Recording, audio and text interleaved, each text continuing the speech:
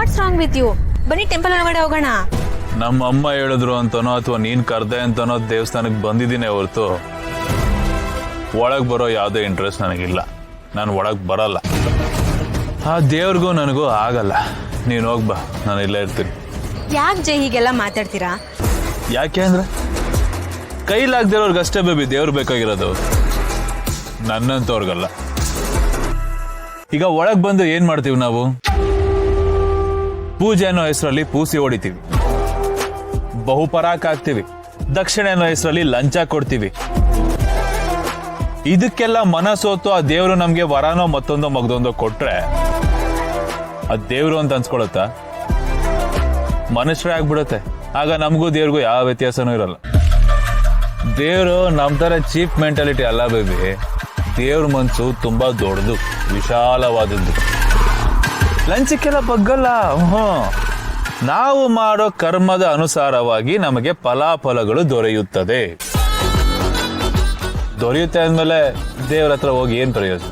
ನಮ್ಗೆ ಏನ್ ಬರ್ಬೇಕು ಅದು ಬಂದೇ ಬರುತ್ತೆ ಅಲ್ವಾ? ನಮ್ ಸಮಾಧಾನಕ್ಕೆ ನಾವು ಮಾಡ್ಕೊಂಡಿರೋದಷ್ಟೇ.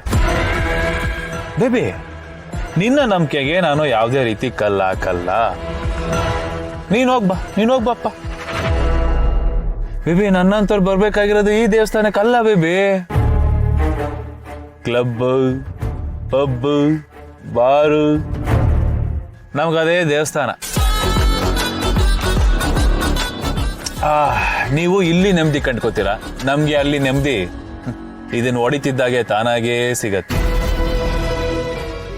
ಇದೊಂಥರ ನಶೆ ಆದ್ರೆ ಅದೊಂಥರ ನಶೆ. ಜೈ, ನನಗೆ ಟೆಂಪಲ್ ಬರ್ಬೇಕನ್ನ ಯಾವ ಇಂಟ್ರೆಸ್ಟು ಇಲ್ಲ. ಅತ್ತೆ ಅಷ್ಟು ಫೋರ್ಸ್ ಮಾಡಿದ್ರಲ್ಲ, ಅದಕ್ಕೆ ಬಂದಿದ್ದೀನಿ. ಸರಿ ಬೇಬಿ, ಇಲ್ಲಿವರೆಗೂ ಬಂದಾಗಿದೆ, ಹೋಗು.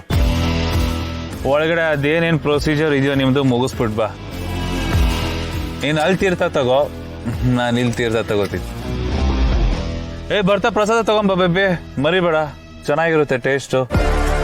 ಮತ್ತೆ ಇಲ್ಲಿವರೆಗೂ ಬಂದಿದೀವಲ್ಲ, ದೇವ್ರಿಗೆ ನನ್ನ ಕಡೆಯಿಂದ ಒಂದು ಹಾಯ್ ಹೇಳ್ಬಿಡು. ಅಯ್ಯೋ, ಇಲ್ಲಿವರೆಗೂ ಬಂದ ಜೇಡಿ ನನ್ಗೊಂದು ಹಾಯು ಹೇಳಿದೆ ಹೋಗ್ಬಿಟ್ಟು ಹಾಗೆ ವಾಪಸ್ ಅಂತ ದೇವ್ರು ಬೇಜಾರು ಮಾಡ್ಕೋಬಾರ್ದಲ್ವಾ? ಅದಕ್ಕೆ. ಸರಿ, ನೀವು ಕಾರ್ ಒಳಗಡೆನೆ ಇರಿ. Take care. Okay baby, you go enjoy.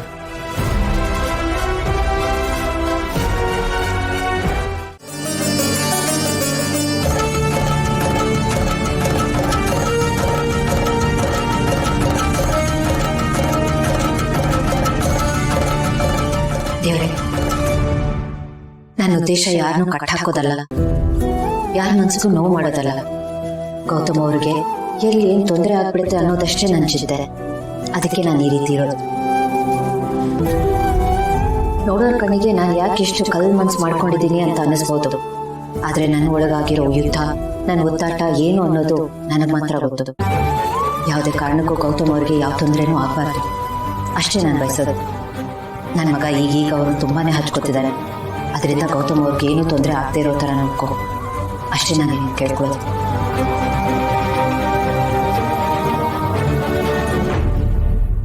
ದೇವ್ರೆ, ನಮ್ಮ ಅಕ್ಕ ಬಾಬನ ಆದಷ್ಟು ಬೇಗ ಒಂದಾಗೋ ಥರ ಮಾಡಪ್ಪ.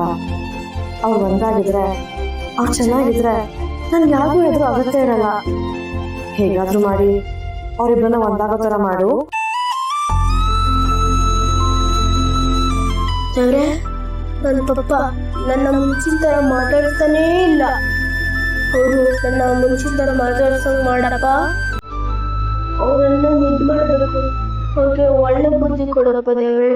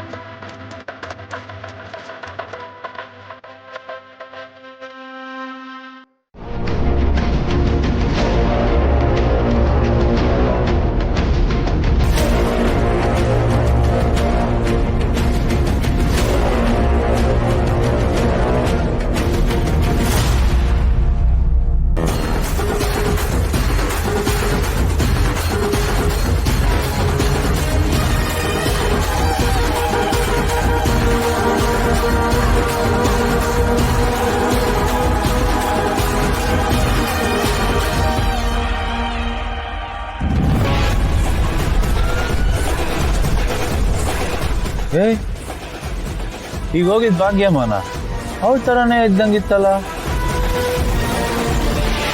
ಅಲ್ಲ ಸರಿ ಹೋಗ್ಬಿಟ್ಲ ಅಥವಾ ಅವಳಿಗೆ ಯಾರಾದ್ರೂ ಕರ್ಕೊಂಬಂದಿಯಾರ? ಒಬ್ಳೆ ಅಲ್ಲ, ಇಷ್ಟು ದಿನ ಪರಾವಲಂಬಿ ಆಗಿದ್ದ ಜೀವ ಈಗ ಸ್ವಾವಲಂಬಿ ಆಗೋಯ್ತಾ? ಅದ್ ನಿಜವಾಗ್ಲೂ ಭಾಗ್ಯಮ್ಮ ಆಗಿದ್ರೆ? ಹುಡ್ಕೊಂಡು ಒಳಗಡೆ ಬಂದಿದ್ದೀರಲ್ಲ, ಯಾರಾದ್ರೂ ನೋಡಿದ್ರೆ ಏನ್ ಕತೆ? ನೀವು ಕಾರಲ್ಲಿರಿ, ನಾನೆಲ್ಲ ಮುಗಿಸ್ಕೊಂಡ್ ಬರ್ತೀನಿ. ಹೇಳದನ್ನ ಸ್ವಲ್ಪ ಕೇಳಿಸ್ಕೋ ಬೇಬಿ, ಮಾತಾಡಕ್ಕೆ ಬಿಡಲ್ಲ ಅಂತೀಯಲ್ಲ ನೀನು. ಬೇಬಿ, ನನಗೆ ಬೇಡದೇ ಇರೋ ಒಬ್ಬ ಅಣ್ಣ ಇದ್ದಾನೆ ಗೊತ್ತಾ? ದ ಡ್ಯಾಶ್ ಗೌತಮ್ ದಿವಾನ್. ಅವರಮ್ಮನ್ ನೋಡಿದೆ ಬೇಬಿ ಭಾಗ್ಯಮ್ಮನ ಹಿಂಗೇ ಬಂದ್ಲ. ನಾನು ಅವಳು ಹೆಂಗಾರು ಮಾಡಿ ಹಿಡ್ದಾಕ್ಬೇಕು ಅಂತ ನಾನು ಬಂದೆ ಬೇಬಿ. ಸರಿ ಹೋಯ್ತು ಜೈ, ನೀವು ತುಂಬಾ ಕುಡ್ದಿದ್ದೀರಾ, ಅದಕ್ಕೆ ಯಾರನ್ನೋ ನೋಡಿ ಅವರು ಅಂತ ಅನ್ಕೊಂಡಿದ್ದೀರಾ. ಅವ್ರು ಇಲ್ಲಿ ಬರಕ್ ಹೇಗ್ ಸಾಧ್ಯ? ಸಾಧ್ಯ ಇದೆ ಬೇಬಿ. ನಾನು ಒಂದೇ ಸಲಿಗೆಲ್ಲ ನೋಡಿದ್ದು, ಕಣ್ಣು ಇಲ್ಲಿ ಹಿಂಗೆಲ್ಲ ಉಚ್ಕೊಂಡು ನೋಡ್ತಿದ್ದೀನಿ. ಅವಮ್ಮನೆ ಬಿಟ್ಟು ಅವ್ರ ತರಾನೇ, ಆದ್ರೆ ಅವ್ರಲ್ಲ. ಜೈ, ನೀವು ಕಾರೊಳಗೆ ಕೂತ್ಕೊಳ್ಳಿ, ಯಾರಾದ್ರೂ ನೋಡಿದ್ರೆ ಏನ್ ಕತೆ? ಇಲ್ಲ ಬೇಬಿ, ನೀನ್ ಏನಂದ್ರು ನಾನು ಹೋಗಲ್ಲ. ಭಾಗ್ಯಮ್ಮನ್ನ ಹಿಡ್ದಾಕ್ಲೇಬೇಕು ನಾನು ಇವತ್ತು. ಸರಿ ಹೋಯ್ತು, ಎಲ್ ಬಂದ್ ತಗ್ಲಾಕೊಂಡು ನೋಡಿ, ಇಲ್ಲೇ ನಿಂತ್ಕೊಳ್ಳಿ, ನಾನು ಪ್ರಸಾದ ಇಸ್ಕೊಂಡ್ ಬರ್ತೀನಿ. ಬೇಬಿ ಸ್ವಲ್ಪ ಜಾಸ್ತಿ ಪ್ರಸಾದ. ಹಾ.